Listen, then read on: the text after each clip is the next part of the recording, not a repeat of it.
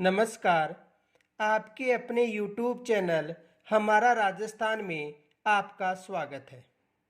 आज जो हमारा टॉपिक है वो है जोधपुरा सभ्यता। और ये सभ्यता कहाँ पर विकसित हुई है? जयपुर में। तो देखो, साबी नदी के तट पर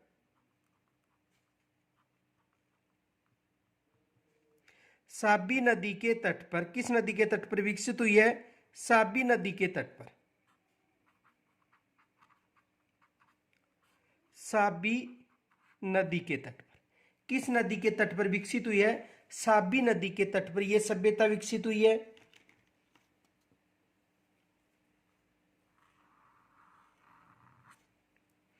और कहां पर विकसित हुई है?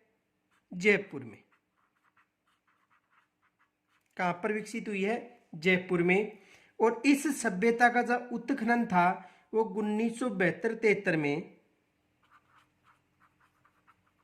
उत्खनन 1972-73 में आरसी अग्रवाल के द्वारा आरसी अग्रवाल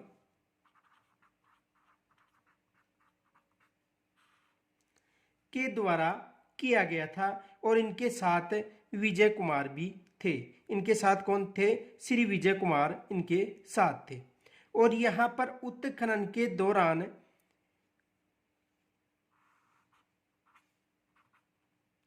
सलेटी रंग के मृद भांड मिले हैं। यहां पर उत्खनन के दौरान सलेटी रंग के मर्द भांड भी मिले हैं। इनके अलावा देखो, यहां पर घोड़े का उपयोग भी किया जाता था।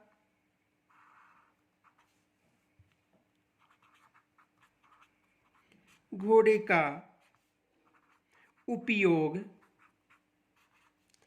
रथ चलाने के लिए किया जाता था। यानी रथ चलाने हेतु किसका उपयोग किया जाता था? घोड़े का उपयोग किया जाता था। तो यह सभ्यता कहां पर विकसित हुई है? जयपुर में विकसित हुई है। कहां पर? जयपुर में। जोधपुरा सभ्यता।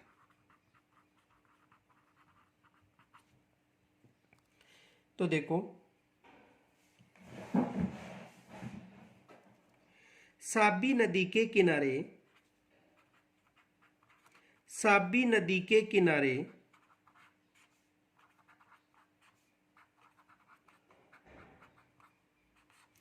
यह सभ्यता साबी नदी के किनारे यह सभ्यता जयपुर में जोधपुरा कस्बा के पास विकसित हुई है।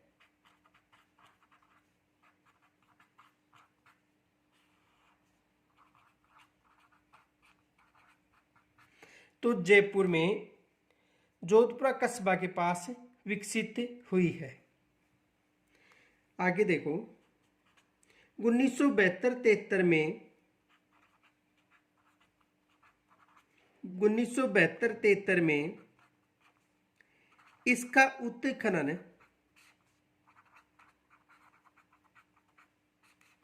कार्य, यानी 1972-73 में इसका उत्खनन कार्य राजस्थान पुरातात्विक विभाग द्वारा राजस्थान पुरातात्विक विभाग द्वारा राजस्थान पुरातात्विक विभाग द्वारा श्री आरसी अग्रवाल, यानी रतन चंद्र अग्रवाल, आरसी अग्रवाल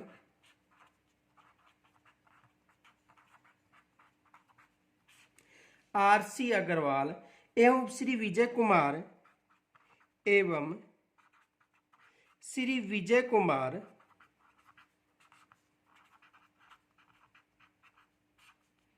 के निर्देशन में किया गया था।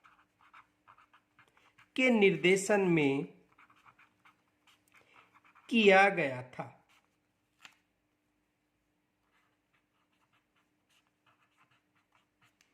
यानी 1972-73 में इसका उत्खनन कार्य जो राजस्थान पुरातात्व विभाग के द्वारा डॉक्टर R.C. अग्रवाल और श्री विजय कुमार के निर्देशन में किया गया था।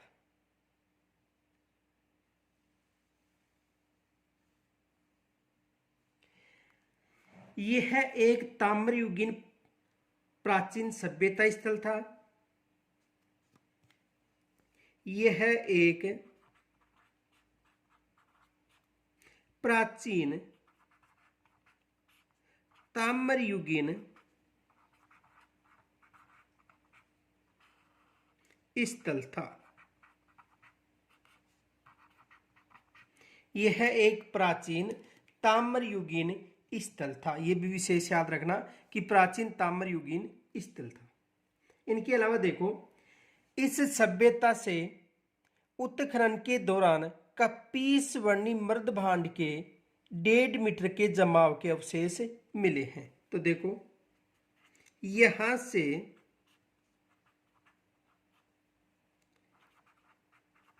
कपीस वर्णी मृद भांड के अवशेष मिले हैं। यानी यहां से कपीस वर्णी मृद भांड के अवशेष मिले हैं और इनका जो जमाव था 1.5 मीटर तक जमाव था। 1.5 मीटर जमाव कितना था? 1.5 मीटर। तो यहां पर कपीस वर्णी मर्द भांड के अवशेष भी मिले हैं। ये भी मोस्ट है। आगे देखो,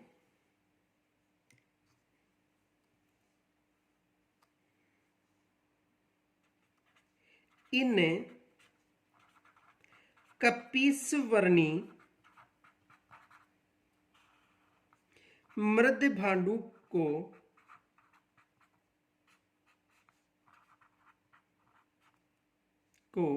4 स्तरों में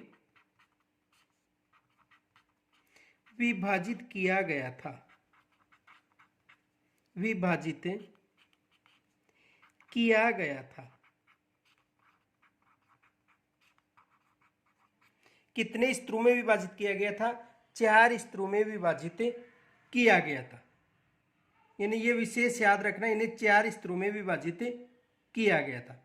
और यहाँ पर जो आवास ये मकान थे, उनका जो फर्श ईंटों के द्वारा निर्मित था।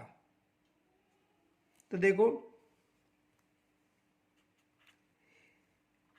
यहाँ पर निर्मित मकान में ईंटों का उपयोग किया गया था। ईंटों का उपयोग किया गया था। किसका उपयोग किया गया था? ईंटों का उपयोग किया गया था। इनके अलावा देखो, जो मकान की छत थी उनमें टाइल का प्रयोग किया गया था। मकान की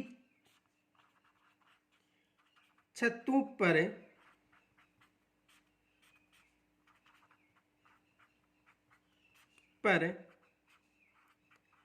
टाइल्स का उपयोग किया गया था।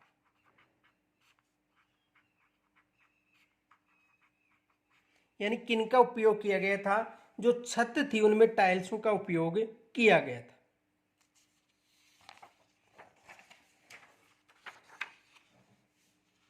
आगे देखो,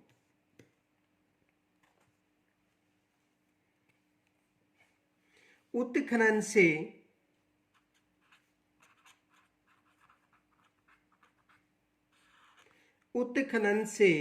या उत्खनन में यहां से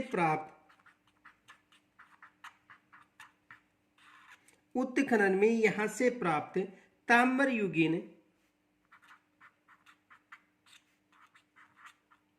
ताम्रयुगीन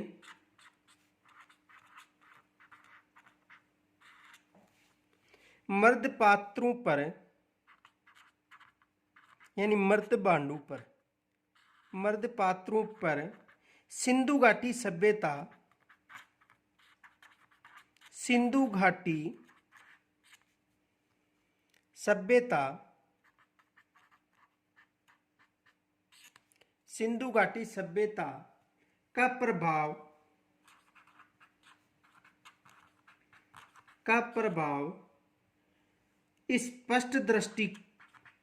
स्पष्ट दृष्टिगोचर होता है।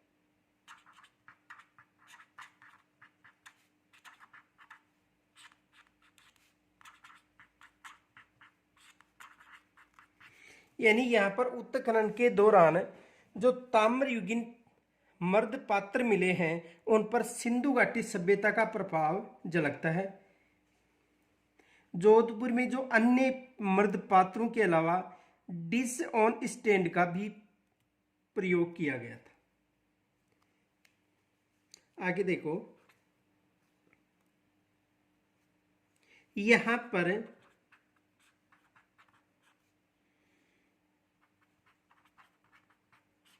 डिश ऑन स्टैंड भी प्राप्त हुआ था। यानी मर्द भांडों के अलावा यहां पर डिश ऑफ स्टैंड भी प्राप्त हुए थे। इनके अलावा देखो, यहां पर स्लेटी रंग के मर्द भांड के संस्कृति अवशेष मिले हैं। यहां पर स्लेटी रंग के चित्रित मृद भांड मिले हैं।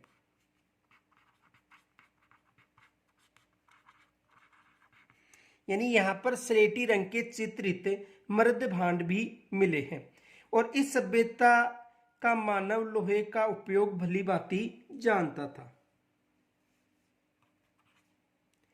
इस सभ्यता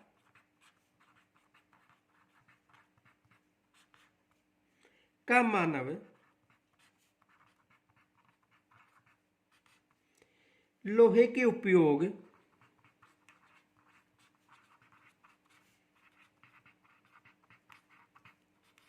को भली भांति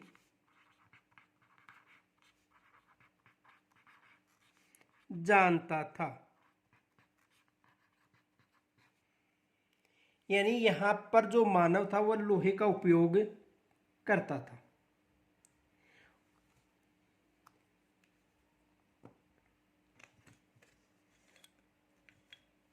इस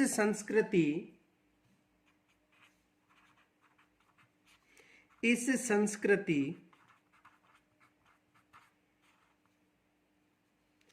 के मानव ने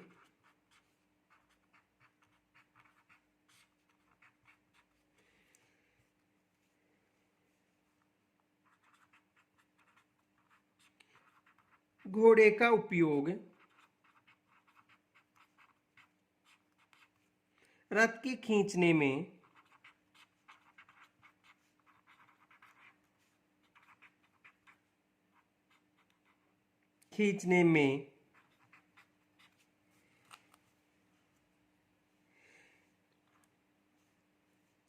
प्रारंभ किया था।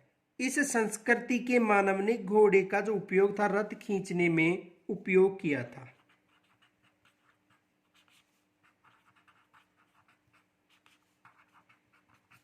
यानी इस संस्कृति में घोड़े का उपयोग भी उल्लेखित मिला है। इनके अलावा देखो, जोधपुर व सुनारी के उत्खनन से जो महत्वपूर्ण साक्ष्य प्राप्त हुए हैं वो है लोहे ऐसक से लोहा धातु निकालने की भट्टियां, दोनों से, सुनारी और जोधपुर से। तो देखो नोट, सुनारी कहां पर है? झुंझुनू में। सुनारी व जोधपुरा के उत्खनन से यानी जोधपुर व सोनारी के उत्खनन से इस स्तर में जो महत्वपूर्ण साक्ष्य मिले हैं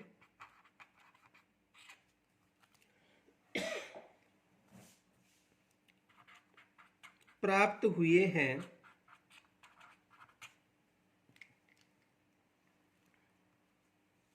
लोहा एसक से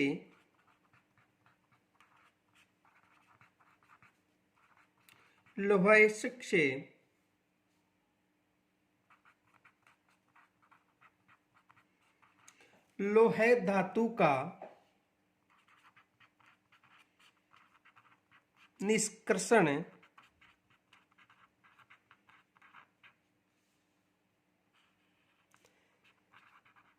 करने वाली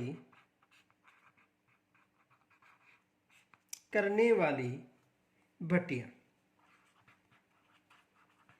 यानी कहने का मतलब यहां से लोहा एसक को निष्कर्षण यानी साफ करने वाली, शुद्ध करने वाली जो भट्टियां हैं वो कहां पर मिली थी?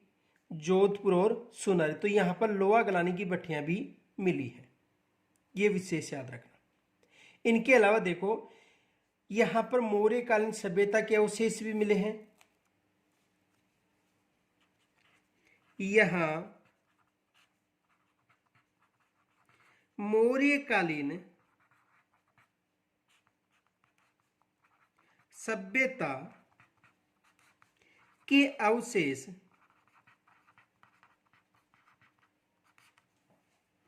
यानी मौर्यकालीन सभ्यता के अवशेष मिले हैं। तो इस सभ्यता के उत्खनन से जो मौर्यकालीन सभ्यता है उनके अवशेष भी मिले हैं। तो यहां से भी एग्जाम में प्रश्न बन सकता है। और यहां पर जो मृद भांड मिले हैं वो काली पोलिश युक्त मृद भांड मिले हैं जो उत्तरी भारत के प्रमुख थे। तो देखो यहां से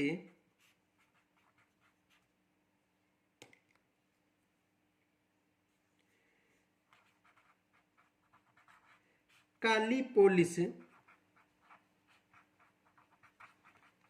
पोलिश युक्त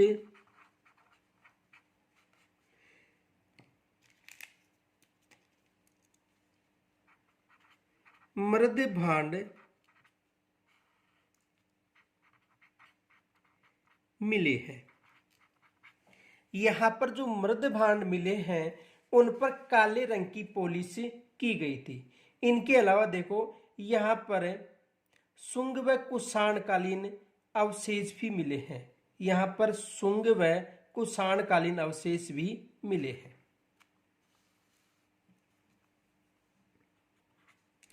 यहां से उत्खनन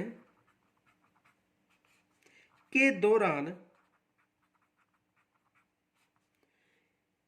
शुंग एवं कुषाणकालीन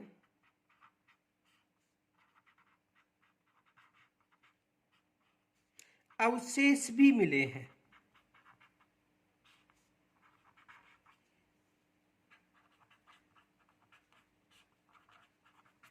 यानी यहां पर उत्खनन के दौरान जो शुंग व कुषाणकालीन है उनके अवशेष भी मिले हैं।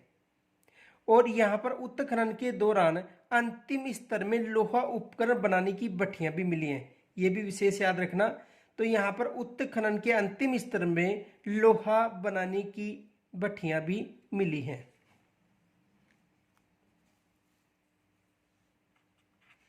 इस सभ्यता के अंतिम स्तर से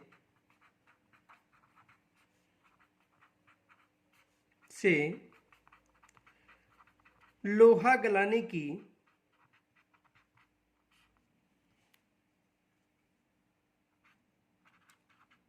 उपकरण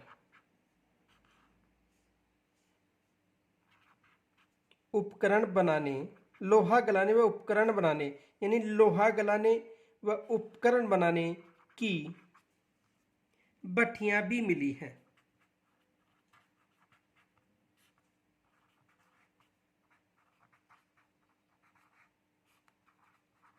तो यहां से लोहा गलाने व उपकरण बनाने की भट्टियां भी मिली है। किस सभ्यता से मिली है? जोधपुरी सभ्यता से, जो कहां पर है? जयपुर में। और यहां पर उत्खनन के विभिन्न स्तरों में 2500 ईस्वी पूर्व से लेकर ईसा की दूसरी सदी तक की वस्तुएं मिली हैं। ये विशेष याद रखना। तो यहां पर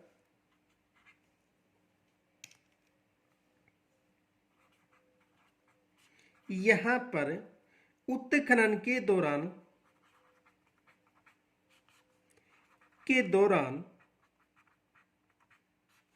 2500 ईस्वी पूर्व से,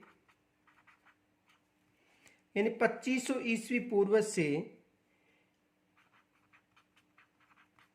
लेकर ईसा की दूसरी सदी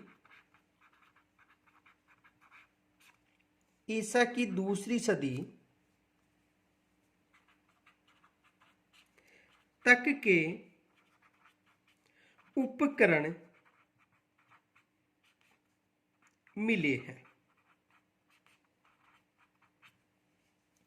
तो यहां पर उत्खनन के दौरान 2500 ईस्वी पूर्व से लेकर ईसा की दूसरी सदी तक के उपकरण मिले हैं। किस सभ्यता से? जोधपुरी सभ्यता से। तो धन्यवाद। शेष कल के टॉपिक में अध्ययन करेंगे।